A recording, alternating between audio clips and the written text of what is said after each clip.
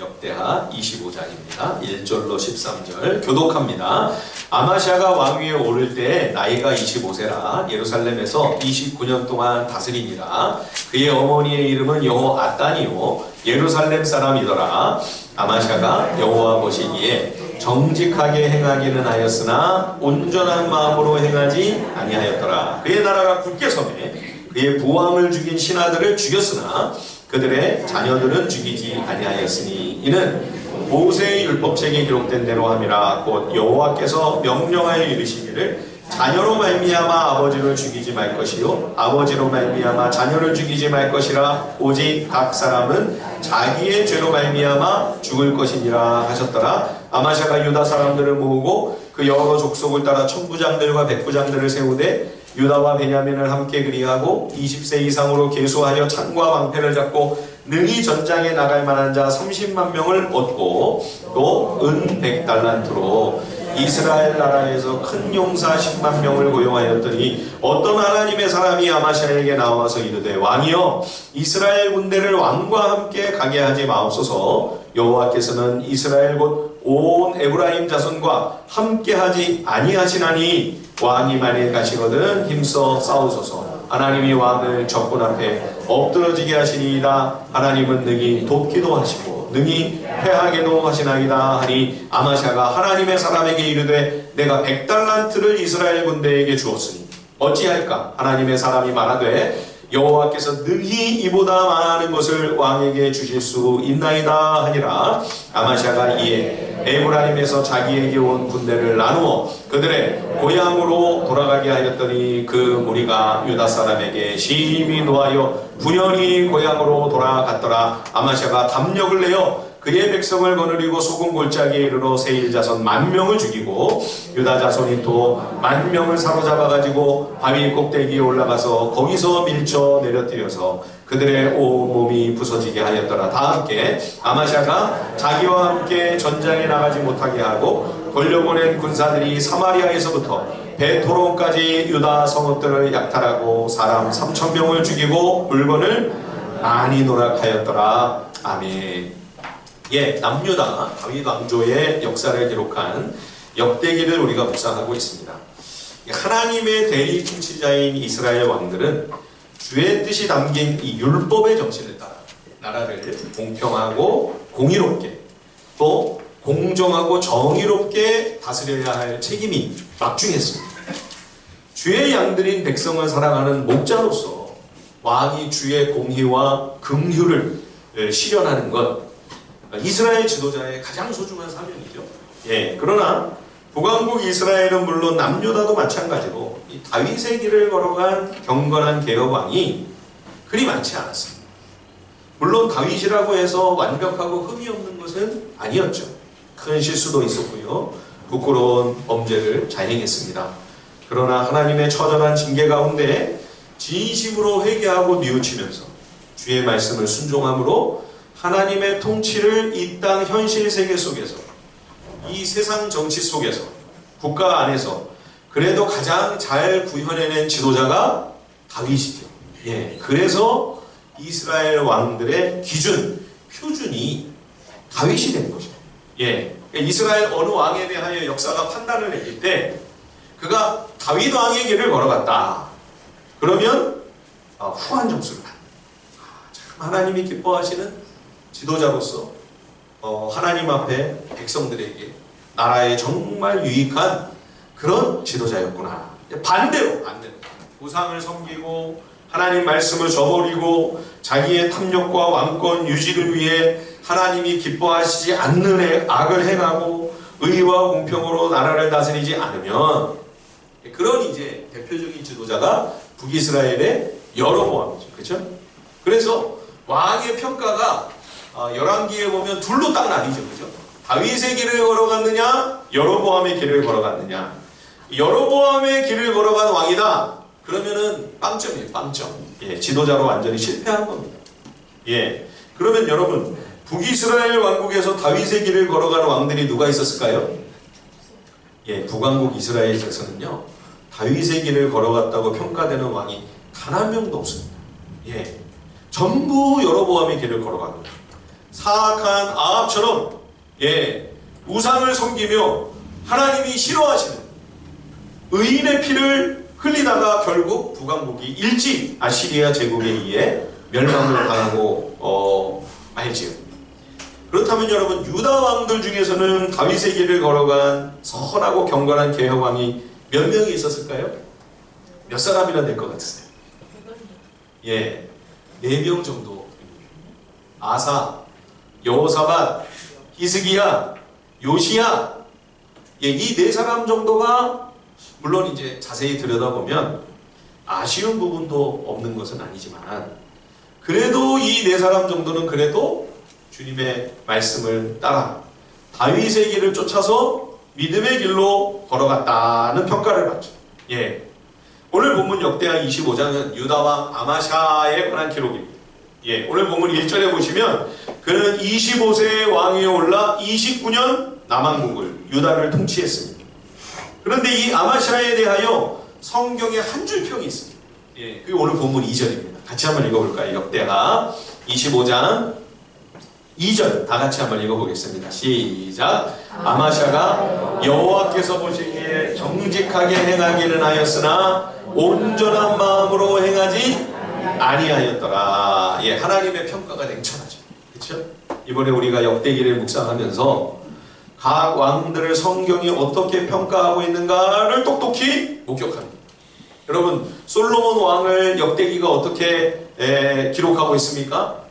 지혜롭고 겸손한 왕으로 출발하기는 했지만 율법의 경고를 계속 반복적으로 무시하다가 마침내는 실족하여 이스라엘 분열 왕국에 빌미를 주고 말았습니다. 솔로몬의 아들 르호보암은 어떤 왕이었습니까?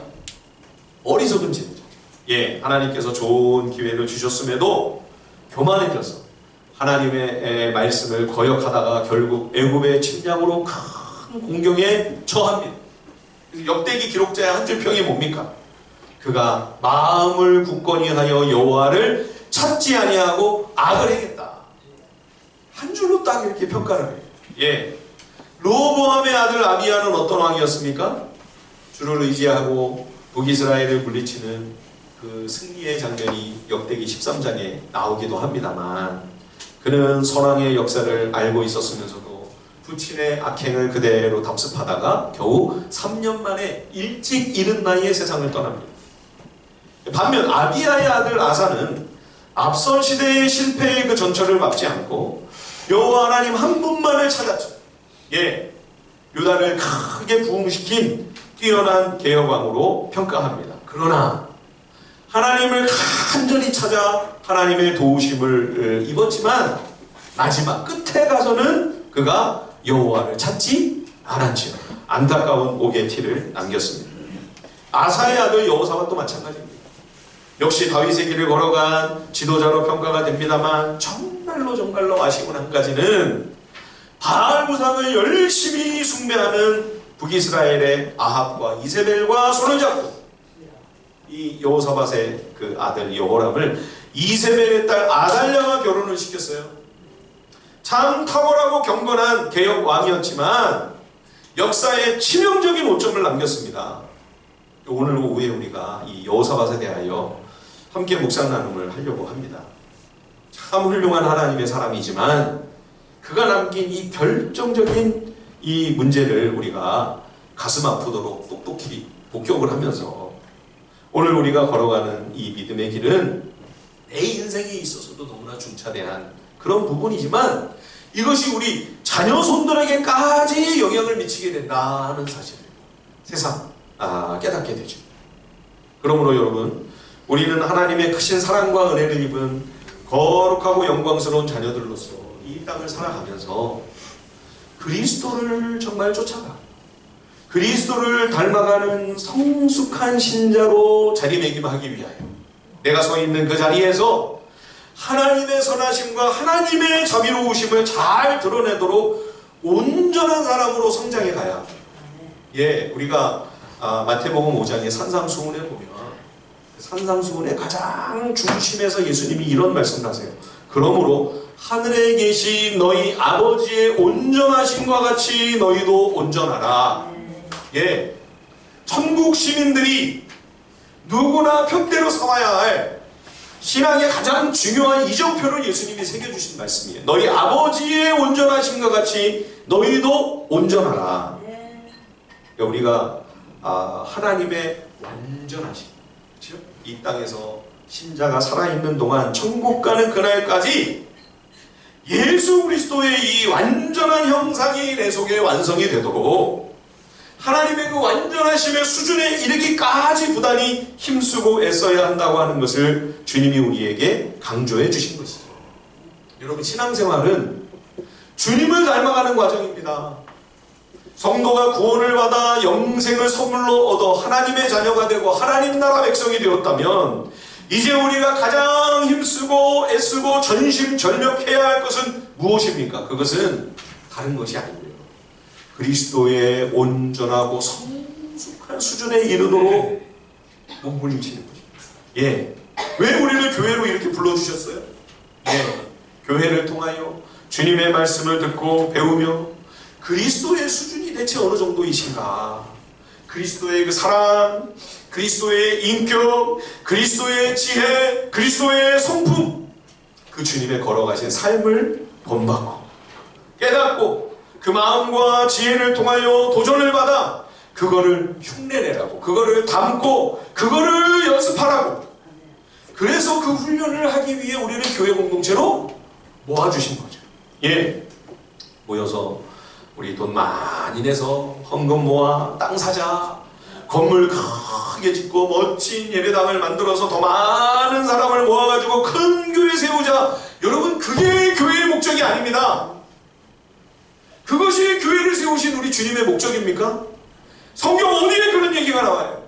예, 물론 우리가 열심히 복음을 증거해서 믿지 않는 영혼들이 더 많이 주님 앞에 나오도록 해야겠습니다만, 그러나 여러분, 전도도 그래요. 전도도 우리가 주님을 열심히 닮아가면서 전도하지 않으면 무슨 일이 벌어질까요?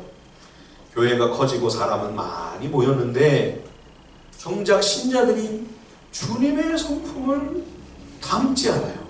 예, 그 말과 지혜와 인격과 삶의 수준이 너무 떨어지는 거예요. 세상 사람처럼 욕심부리고 탐욕을 갖고 교회 안에서도 그렇게 교회 생활을 하는 거예요. 그런 이들이 목사가 되고 장로가 되고 권사가 되고 집사를 하고 있는 거예요. 무슨 일이 벌어집니까? 그러니까 맨 싸우는 겁니다. 다투고 분쟁하고. 예, 그러다가 다들 나가 떨어져 있어요. 지금 신앙이 뭐 그래, 내가 열심히 교회 생활 해봤는데 그 신앙 별거 아니더라, 복음이 참 허접하더라, 기독교 신앙이 이 정도밖에는 안 되는 것인가, 다 시험 들어가지고 나가 떨어져 있는 거 아니에요. 지금 많은 중직자들이 이단으로 넘어가 있지를 않나. 신천지 지금 그 꽉 채우고 있는 사람들, 안 믿는 사람들이 신천지 간 게 아니잖아요. 예? 또 어떤 이들은 예수를 나는 믿기는 하는데 아유, 교회만 생각하면 아주 신물이 난다, 나 교회 안 나간다, 그러면서 지금 소위 가난한 성도가 수백만 명이에요. 수백만 명. 주님의 말씀을 통해 그리스도를 닮아가는, 그분의 삶과 성품과 인격을 내 속에 이루어가는 이 훈련을 제쳐두고 교회 안에서 다른 일에 몰두하다 보면 그 결과가 지금 오늘날 교회의 이런 모습이 되는 겁니다. 세상의 걱정거리가 되고.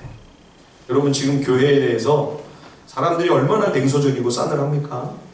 특히 다음 세대는 더 말할 나위가 없습니다. 교회를 멸시하고 무시하는 차원을 넘어서서요, 이제는 안 믿는 사람들이 아예 뭐라고까지 얘기하는 줄 아십니까, 여러분? 예수쟁이라면 그냥 거른대요. 예수쟁이라고 하면, 교회 다닌다고 하면, 예수 믿는다고 하면 그냥 거른대요. 그냥 더 알아보거나 더 물어볼 필요도 없다는 것입니다. 그냥 제대로 된 사람이라고 취급도 안 한다는 이야기. 지난번에 교회 장소를 물색하는 과정에서 교회 초소 마련하는 일이 얼마나 어려운가 경험했습니다. 10년 전에도 그랬어요. 10년 전에 이 장소를 얻을 때도 교회를 안 준다는 데가 많았습니다. 교회라면 골치 아프다는 거예요. 예수 믿는 사람들 시끄럽고 성가시고, 심지어 이번에는 제가 보니까 오랫동안 비어있는 건물이에요. 그래서 우리가 이제 그때 이사를 한번 가려고 물어보니까 건물주가 절대 교회는 주지 마라.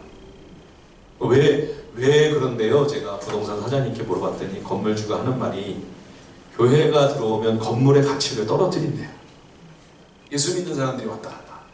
절대 아무리 월세를 많이 주고 뭐 보증금 많이 갖고 와도 교회는 안 준다. 그런 건물주들을 여러 만나 보았습니다. 10년 전에도 힘들었는데 지금은 분위기가 더 안 좋아졌다는 걸 제가 여실히 느꼈습니다. 여러분, 우리가 교회에 와서 주님을 배우고 주님을 본받고 주님의 삶을 따라 걸어가는 믿음의 길을 우리가 열심히 신앙생활하지 않으면 결국 이렇게 되는 거예요. 여러분, 초대교회는 과거에 어떻게 그렇게 많은 사람들이 예수를 믿고 교회가 부흥이 됐을까요? 초대교회는 성도들이 주님을 따랐어요. 주님을 본받는 일에 매진했어요. 교회 안에서 다른 거 한 게 아니에요. 말씀을 붙들고 주님 걸어가신 그 길을 쫓아가려고 애를 쓴 거예요. 그래서 교회가 세상에 칭찬을 받았죠. 안 믿는 사람들도 심지어 교회는 참 정말 대단한데요. 예수 믿는 사람들 수준이 상당히 높아 인정했어요. 우러러보고 존경하는 거예요. 그러니까 교회가 그렇게 어려움을 겪어도 계속 예수 믿는 사람들이 늘어났던 거죠. 사랑하는 성도 여러분, 우리가 교회에 와서 다른 어떤 것을 추구하거나 다른 목표를 우리가 삼지 말아야 합니다. 예수 믿고 성공하고 부자가 되겠다. 여러분, 그것은 성경적인 신앙의 방향이 결코 아닙니다. 절대로 그것은 방향이 틀린 것입니다. 여러분, 신앙생활은 하나님을 찾는 거예요. 예수님만 추구하고 예수님만 따르고 그분을 본받고 그분을 닮아가자고 하는 싸움이에요. 여러분, 이거 하러 오신 게 아니면 주소를 잘못 찾으셨습니다. 번지를 잘못 찾았습니다. 이거 하려고 우리 모인 거예요. 이것이 성경적인 믿음의 길입니다. 그리스도의 완전하심, 하나님 아버지의 완전하심의 수준을 오직 딱 하나 이정표로 정해놓고 그거를 우리가 부단히 거기를 향해서 달려가는 것. 이것이 진정한 성경적인 기독교 신앙인 거죠. 그러면 하나님 아버지의 완전하심과 같이 완전함에 이르도록 우리가 영적으로 성장하고 성숙해 간다고 하는 것은 어떤 것을 의미하는가? 오늘 본문에 보시면 아마시아가 아주 잘한 게 한 가지 있어요. 선왕이 요아스가 암살이 됐잖아요. 신하들에 의해서. 그렇죠? 그래서 갑자기 이제 이 아마시아가 왕이 된 거거든요. 그런데 이제 자기가 왕권이 좀 강화가 되니까 이 반역자들을 처단했는데, 그럴 때 그 본인들만 처단을 하고 그 식구들은 함께 처형을 안 했어요. 그러니까 우리나라만 아니라 고대에는 반역자가 있으면 싹 다 그 주변을 샅샅이 다 멸하는 거죠. 아마시아가 그렇게 안 했습니다. 왜요? 하나님 말씀에 그렇게 하지 마라. 그렇죠? 자, 오늘 본문 역대하 25장 3절 4절 한번 같이 한번 읽어볼까요? 25장 3절과 4절입니다. 다 같이 시작. 그의 나라가 굳게 섬에 그의 부왕을 죽인 신하들을 죽였으나 이는 모세의 율법책에 기록된 대로 함이라. 곧 여호와께서 명령하여 이르시기를 자녀로 말미암아 아버지를 죽이지 말 것이요 아버지로 말미암아 자녀를 죽이지 말 것이라. 오직 각 사람은 자기의 죄로 말미암아 죽을 것이니라 하셨더라. 그러니까 욕심을 품기만 해도, 그렇죠? 무슨 반란을 일으키고 뭐 역모를 꾸민 거 이전에 욕심을 품기만 해도 본인은 물론 관련도 없는 그냥 집안까지 싹 다, 그렇죠? 우리 조선시대, 아니 뭐 한 200년 전만 해도요, 멸문지화가 되는 겁니다. 멸문지화. 한 가문이 그냥 싹 다 없어지는 거예요. 얼마나 원통하고 억울한 일이에요. 아니 집안에만 있는 아내자들이 무슨 잘못이 있습니까? 철 모르는 어린 아기들이 무슨 죄가 있어요? 3대를 다 없애버리잖아요. 그래서 하나님께서 지금부터 약 3,500년 전에 기록된 이 모세오경에 구약 율법에 분명하게 이렇게 명시해 놓은 말씀이 뭐냐? 죄를 지은 그 본인만 죄값을 치르게 해라. 억울하고 원통하게 피눈물을 흘리는 그런 사람이 있으면 안 된다는 거죠. 아니 내 잘못도 아닌데 알지도 못하는 할아버지 때문에 내가 죽임을 당해야 한다면 이게 얼마나 한 맺힌 일이에요. 예? 그래서 한 사람도 원통하고 억울하여 피눈물 흘리지 않도록 공정하고 공평하게 정의롭고 공의로운 재판을 하고 올바른 판단을 내려야 된다. 뿐만 아니라 이 율법은 한 사람 한 사람을 소중하고 귀하게 여기는 하나님의 마음이 담겨 있는 거죠. 그렇죠? 지금도 가끔 그런 안타까운 모습이 보이지만 그 옛날에는 더더욱 한 사람 목숨 귀하게 여기지 않는 거예요. 신문제가 있었잖아요. 또 그때는. 그러면 천한 사람은 그 생명도 그 목숨도 천하게 여기는 거예요. 우습게 여기는 거예요. 그런 무지하고 목매한 시대에도 하나님은 이 한 사람이 귀하다. 하나님의 형상으로 지음받은 이 한 생명, 이 한 영혼 얼마나 고귀하고 얼마나 존엄한 가치를 가지고 있는지 그 생명의 귀한 가치를 하나님께서 율법을 통해 일깨워 주십니다. 그래서 이것이 오늘날에는 자연스러운, 그렇죠? 세계 여러 나라의 형사법에 이제는 뭐 물을 필요도 없는 중요한 법적인 원리, 상식이 된 거 아닙니까? 여러분, 신앙생활은 이렇게 하나님의 진리를 통하여 하나님의 마음과 뜻을 깊이 깨달아 우리도 그 마음을 담고, 그래서 우리도 세상 한복판에서 이 주님의 마음과 뜻을 따라 올바른 길을 걸어가는 것입니다.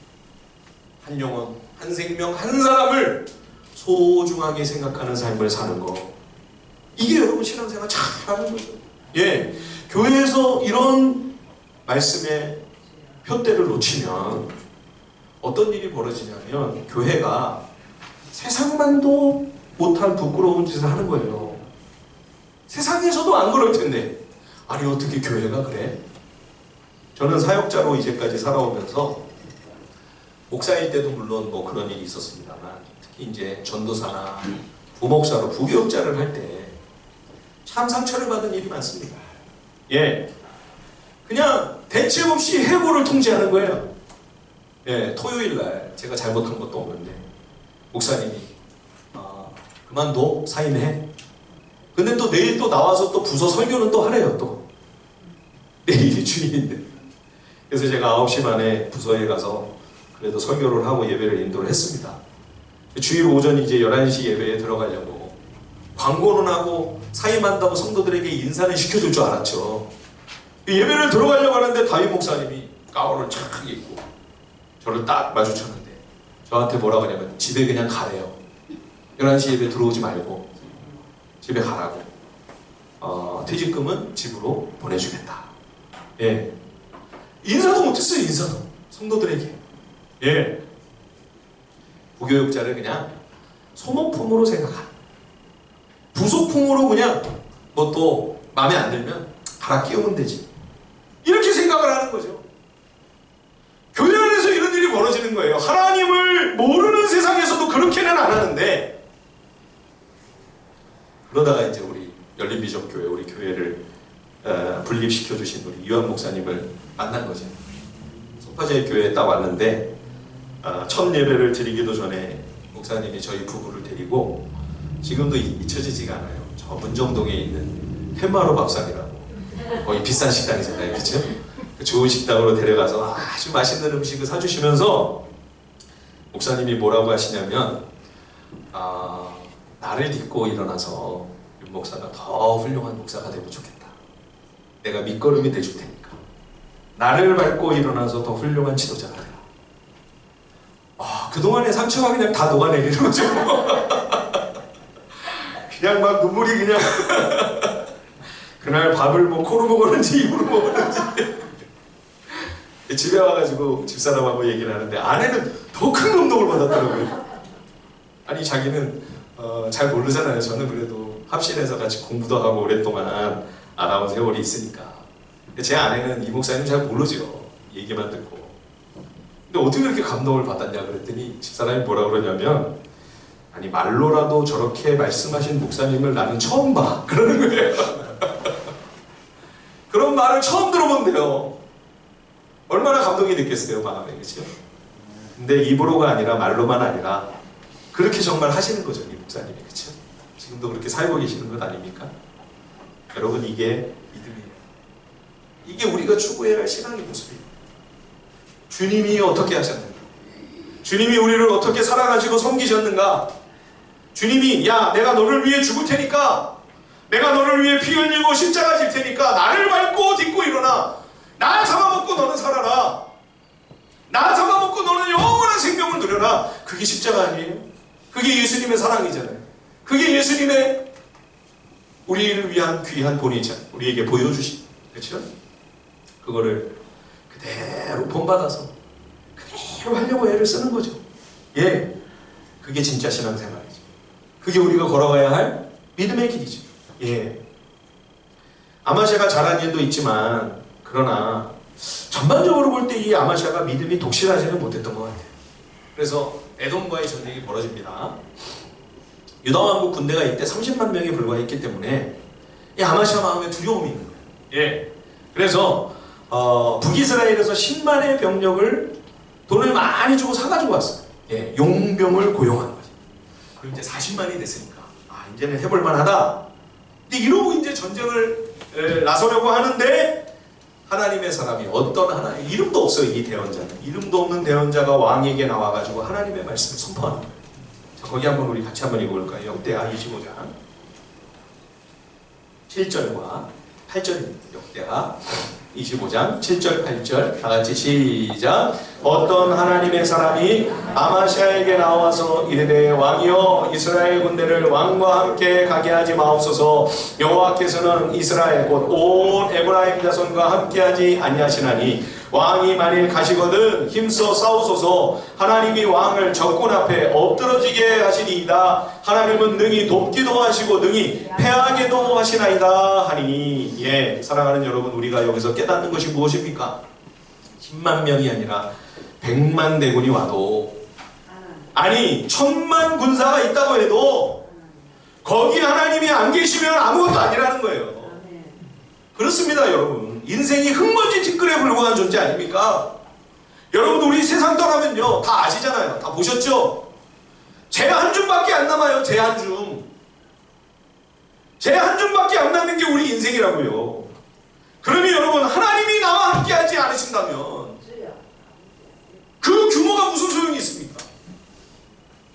그 힘이 무슨 의미가 있습니까 여러분? 그러므로 여러분, 세상을 두려워하거나 무서워하지 마십시오. 하나님의 구원은 사람의 많고 적음에 달려있는 것이 아닙니다. 주님이 함께 하시는 그 한 사람이 주님 없는 10만의 병력보다 100만 대군보다 더 강력합니다. 그러니까 주님 함께 하시는 다윗 한 사람이, 다윗 나가가지고 골리앗 블레셋 물리치고 나라를 구하는 거죠. 그죠? 요나단과 그의 병기 잡은 자 두 용사가 수많은 블레셋의 군대를 압도하고 교착 상태에 있던 그 전쟁에서 승리의 물꼬를 트지 않습니까? 붓수왕 세라의 100만 대군이 쳐들어옵니다. 아사왕에게는 60만 병력도 없었어요. 반토막밖에 안 되는 거잖아요. 그런데 아사가 하나님 앞에 간절히 부르짖을 때 큰 승전을 거두게 하시죠. 암몬과 모압과 에돔의 연합군이 유다를 침공합니다. 여호사밧이 하나님께 부르짖었어요. 그러니까 주님이 직접 친히 나가서 싸우시지 않습니까? 사랑하는 성도 여러분, 세상을 두려워하지 마십시오. 세상은 하나님이 없습니다. 그저 자라나는 게 힘과 권세와 돈이에요. 아무것도 아닙니다 여러분. 하나님이 더 크신 분이세요. 우리 하나님이 살아계십니다. 나의 하나님은 살아 역사하시는 하나님이세요. 그분이 나와 함께 하신다면 어떤 강력한 힘, 세력, 여러분 두려워할 필요 없습니다. 기죽지 마십시오. 예? 왜 위기소침하십니까? 왜 위축되어 있습니까? 왜 우울하세요? 살아계신 하나님이 우리와 함께 하시는 거예요. 강하고 담대하시기를 바랍니다. 주를 의지하십시다. 주님의 도우심을 구하십시다. 주님과 친밀하게 동행하십시다. 여러분, 그러면 우리는 세상을 이깁니다. 세상을 이길 수 있어요. 우리 오늘 다음 세대 우리 청년들, 우리 청소년들도 이 자리에 함께하고 있는데 어깨를 피세요. 고개를 들고 위축되지 마세요. 하나님이 함께 하시면 못 이룰 일이 없어요. 두려워할 필요가 없어요. 세상을 이길 수 있습니다. 세상 아무것도 아닙니다. 헛개비예요, 헛개비. 하나님이 안 계시면 아무 소용없고 의미 없는 거예요. 자, 그런데 이렇게 하나님의 대언자가 왕이시여 이 10만 대군 필요 없습니다. 아니 오히려 얘네들 데리고 나가면 우리 집니다. 하나님이 함께하지 않으시는데 어떻게 우리가 이깁니까? 돌려보내십시오. 왕이 난감한 거예요. 왜냐하면 이미 많은 돈을 주고 사왔잖아요. 그렇죠? 자, 그런데 이 이름 없는 대언자가 이렇게 왕에게 이야기를 하는 거예요. 자, 우리 9절 한번 읽어볼까요? 역대하 25장 9절 말씀 같이 한번 읽어보겠습니다. 시작. 아마샤가 하나님의 사람에게 이르되 내가 100달란트를 이스라엘 군대에게 주었으니 어찌할까? 하나님의 사람이 말하되 여호와께서 능히 이보다 많은 것을 왕에게 주실 수 있나이다. 아멘. 예. 100달란트. 아마 오늘날의 가치로 환산하는 건 불가능하겠지만 최소한 수십억은 넘을 겁니다. 이 어마어마한 돈을 다 치렀어요 벌써. 예. 북왕국 군대가 용병들이 벌써 남유다에 와 있는 거예요. 이거 어떡하냐? 이거 어떻게 돌려보내냐? 손해가 얼만데? 그랬더니 이 하나님의 사람이 그래도 돌려보내십시오. 전쟁에서 패하는 것보다는 낫지 않습니까? 손해가 있을지라도 하나님은 능히 그 손실보다 더 많은 것으로 왕에게 갚아주실 것입니다. 예, 여러분 우리가 하나님의 말씀을 따라 순종할 때 손실이 발생할 수 있습니다. 약하고 어두운 세상에서 하나님의 빛과 이 의로운 진리를 따라 우리가 믿음의 길을 걸어가려고 하면 손해가 왜 없겠습니까? 손해볼 때가 많죠. 예. 그런데 여러분, 우리 하나님은 어떤 분이십니까? 하나님은 그보다 더 많은 것으로 보상해 주시는 하나님이십니다. 예. 그래서 지금 10만 명을 결국 돌려보냈어요. 아마샤가. 예. 순종했습니다. 30만만 내리고 나가 전쟁을 했는데 에돔과의 싸움에서 유다가 크게 이겼죠. 그렇죠? 하나님은 많은 것으로 말씀을 순종한 아마샤에게 갚아주십니다. 사랑하는 성도 여러분, 우리가 주의 뜻대로 말씀대로 순종하려고 할 때 손해를 보는 일이 얼마든지 있을 수 있습니다. 손실을 입을 때가 있어요. 그러나 여러분 걱정하지 마십시오. 우리 하나님은 능히 그보다 큰 것으로 갚아주실 수 있는 하나님이십니다. 예, 물론 오늘 본문의 이 아마샤처럼 당장 이렇게 즉시 하나님께서 눈앞에서 보이도록 갚아주시는 그런 일이 우리 삶에는 안 일어나는 것처럼 느껴질 수 있습니다.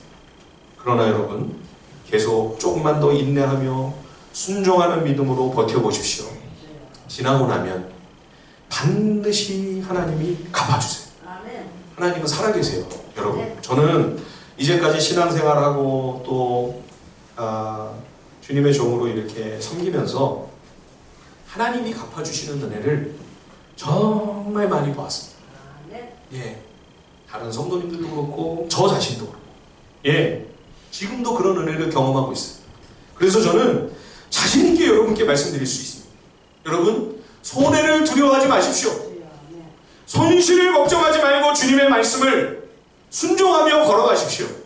예, 그리고 그것은요 나에게만 유익이 아니고요, 하나님이 나에게만 갚아주시는 게 아니고요, 우리 후대까지도 하나님께서 좋은 걸로 선한 것으로 갚아주세요. 저는 우리 부모님이 뒤늦게 신앙생활 하시면서 온 집안, 양가 온 집안에서 처음으로 믿음의 길을 걸어가신 거예요. 얼마나 고생을 많이 하셨나 몰라요. 많이 눈물을 흘리고 금요일마다 철야를 가지 않으면 안 돼요. 한 달에 한 번은 삼각산에 올라가서, 예, 제가 어릴 때 한번 따라가 봤다가 정말 죽을 뻔했는데요. 그렇게 높이까지 올라갈 줄 몰랐어요. 나중에 제가 청년 때 다시 한번 거기를 한번 등산을 해봤어요. 험한 산이에요, 삼각산이. 그냥 막 줄을 타고 막 올라가고 막 세상에 얼마나 험한 악산이에요, 악산. 예. 아니 거기를 어떻게 갔나 세상에. 비 오는 날도 갔어요. 통비닐을 쓰고 기도를 했어요. 눈 오는 날도 갔어요, 세상에. 아니 어떻게 그렇게 하셨지? 근데 그렇게 안 하면 살 수가 없으니까 그렇게 하는 거예요. 너무 힘들고 너무 어려우니까. 주님의 도우심이 아니면 살 수가 없으니까 그렇게 가시밭길을 걸어가시는 모습을 봤습니다. 근데 어느 날 제가 이제 다 커서 믿음의 길을 걸어가다가 보니까 제 앞에는 길이 나 있는 거예요, 길이. 저는 어머님, 아버님 그 모습을 보면서 야, 신앙은 가시밭길. 나는 절대 목사가 되지 말아야 되겠다. 그래서 제가 목회자를 안 하려고 그렇게 뺀질거리고 도망을 쳤던 거죠. 근데 가는데 가시밭길이 아니라 길이 나 있는 거예요. 길이. 이게 어찌 된 일인가? 그랬더니 그게 우리 부모님이 걸어가십니다. 부모님이 걸어가시면서 길이 난 거예요. 제가 그 길을 가는 거예요. 여러분들이 믿음의 길을 걸어가면 여러분에게도 하나님이 복된 곳으로 감아주십니다. 우리 자녀 손들에게도 길이 나요. 길이. 평탄하고 복된 의의 길이 나요. 예. 뿐만 아니라 하나님은 우리에게 그리스도 안에서 영원한 생명을 주셨습니다. 그럴 일은 저는 없으리라고 생각하는데 만약에 혹시 이 땅에서 어떤 보상이나 갚아주심이 없었다고 한다면, 그렇죠? 그런 좋은 하나님의 은혜를 경험하지도 못한 채 일찍 만약에 부르심을 받았다! 만약에, 그렇죠? 그래도 하나님은 주의 영원한 나라에서 영원한 생명과 영원한 기쁨과 영원한 잔치와 영원한 영광으로 영원히 상을 주십니다. 예, 천국이 우리 성도들의 상입니다. 하나님 나라의 영원한 기쁨과 행복이 바로 우리에게 있어서는 가장 큰 보상입니다. 여러분, 이보다 더 큰 상이 있을까요? 여러분 옛날에 학교 다닐 때 혹시 상장 받아보셨습니까? 트로피 받아보신 일 있습니까? 그거 다 어딨나요 지금? 다 엿바꿔 먹었죠. 아무짝에 쓸모없는 거예요. 그래서 노벨상 뭐 대단합니까? 다 잊혀집니다. 누가 노벨상 받았는지 다 기억하세요? 예, 기억도 안 나요? 그렇죠? 다 지나가고 다 잊혀지고 다 쇠하고 다 썩는 겁니다. 하나님의 나라보다 더 찬란하고 빛나는 상이 있을까요? 그것은 영원히 쇠하지 않습니다. 영원히 사라지지도 않고 영원히 없어지지 않습니다. 영원히 무너지지 않는 가장 귀하고 복된 것으로 하나님이 영원토록 우리에게 갚아주시는 거죠. 그러니까 여러분, 제일 손해가 뭐냐? 눈앞의 손실이 손해가 아니고요, 말씀을 따라가지 않는 것이 가장 큰 손해입니다. 순종하지 않는 것이 제일 아까운 손실이에요. 잘못하면 영혼을 잃어버리는 거예요. 영원한 보상을 잃어버리는 거예요. 하나님은 우리에게 당신의 가장 귀한 아들 독생자 예수 그리스도를 주셨습니다. 그분이 나를 위해 이 땅에 오셔서 나를 위하여 십자가 지시고 생명 주시기 위해 나에게 영생의 선물을 주시기 위하여 부활하셨습니다. 여러분, 우리의 가장 큰 상은 뭡니까? 예수 그리스도입니다. 예수 그리스도. 이런 상을 하나님이 저와 여러분에게 주셨다면 여러분, 우리가 손해볼 수 있겠습니까? 여러분, 그리스도인은 잃어버릴 수 없는 사람들입니다. 손해볼 수 없는 인생이에요. 우리의 인생은 아무리 실패하고 또 망한다 할지라도 여러분, 그래도 실패하지 않아요. 왜요? 예수 그리스도가 우리에게 있는데요. 영원한 천국이 우리에게 있는데요. 오늘 우리가 찬송한 대로, 그래서 하나님은 우리를 가장 좋은 길로 인도하시고 가장 완전한 길로 우리를 이끄십니다. 가장 좋은 것을 주시는 하나님이십니다. 능히 더 많은 것으로 갚아주시는 선하고 좋으신 우리 아버지, 그 주님이 우리 가운데 함께 하시고 풍성한 은혜를 누리고 나누는 우리 하늘비전 식구들이 다 되시기를 주님의 이름으로 축원드립니다. 아까 불렀던 찬양 한 번만 더 부르고